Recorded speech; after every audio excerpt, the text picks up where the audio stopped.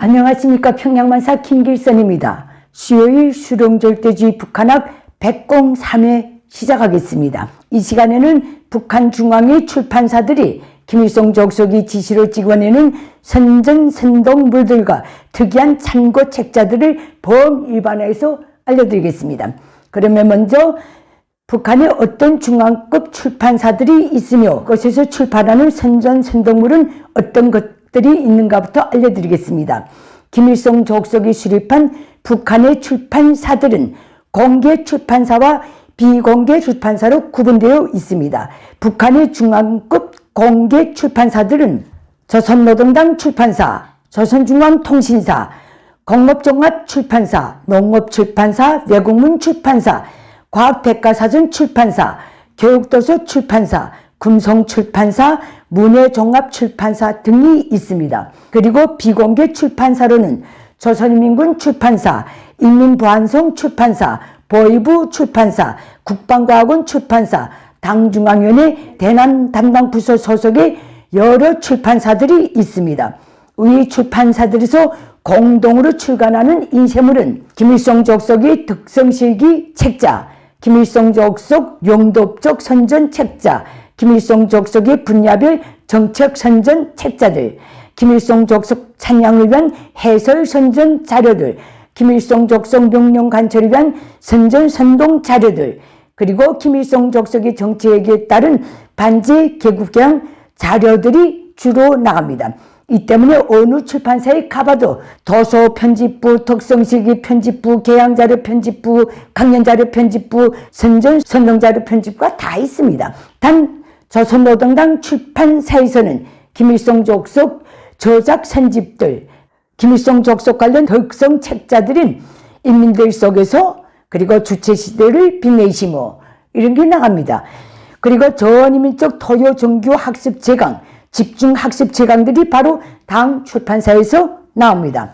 북한의 모든 출판사에서 발행하는 책자들은 당 출판사의 김일성 적석 저작 선집들, 인민들 속에서 주체시대를 빛내시며 등을 제외한 거의 모든 선전선동물들은 또한 북한 주민 사회를 세분화해서 책임 일꾼의 하남, 일반 일꾼의 하남, 간부의 하남, 당원의 하남, 당원 근로자의 하남 등으로 구분되어 있으며 또 소위 비밀 보장을 위해서 급비, 절대 비밀, 비밀, 대내의 하남, 부문의 하남 등으로 구분되어 있습니다.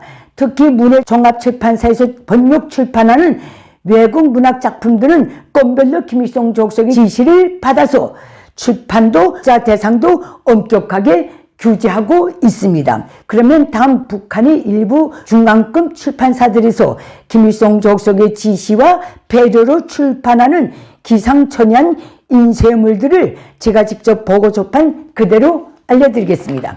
먼저 조선중앙통신사부터 알려드리겠습니다.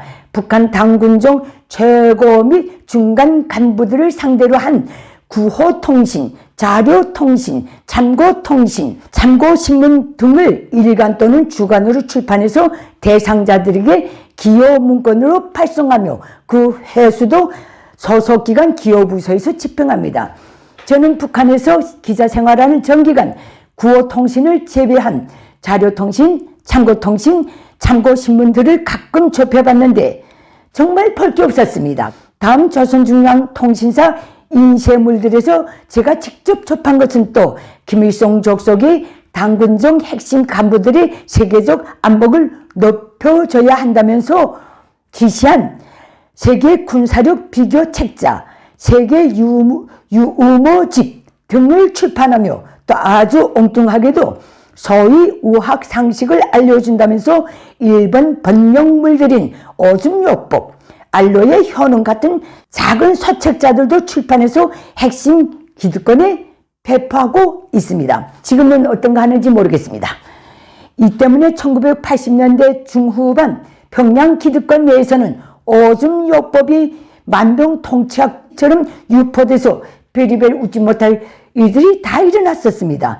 그놈의 알로의 현웅 때문에 평양에서는 남의 집 베란다로 밤에 기어 올라가서 알로의 화분을 훔쳐가는 일도 심심치 않게 발생했었습니다. 다음 사이안정성 출판사에 대해서 알려드리겠습니다. 여기서 출판하는 절대비밀, 비밀 책자들은 주로 구소련 등 외국의 반탄 및 탐정 번역 책자들인데, 제가 접했던 것들은 일본 나가노 학교, 리하르도 조르게 공판록, 검가 방패, 트레스트 작전, 세계 첩보 전쟁 시리즈 등이 거기에 속해 있습니다. 북한에서 접했던 세계 첩보 전쟁 책자 가운데서 오늘날까지도 제 기억에 남아있는 것은 영국 관료로서 구소련을 위해 간첩질을 했다는 김필비 사건인데, 대한민국 기준을 찾아보니 정말 그런 사람이 있었고 그런 사실도 있었더라고요. 북한의 방첩 관련 책자들도 많은데 지금까지 생각나는 책 제목은 적후에서 소자 김영철 등등등 이런 것들이 있습니다. 북한이라는 거대한 국가 감옥에서 살면서 외부 문물에 대한 갈망이 늘 충천해 있었던 저는 번역 책자와 북한 책자가 동시에 손에 들어오면 무조건 외국 번역 책자부터 읽었었습니다.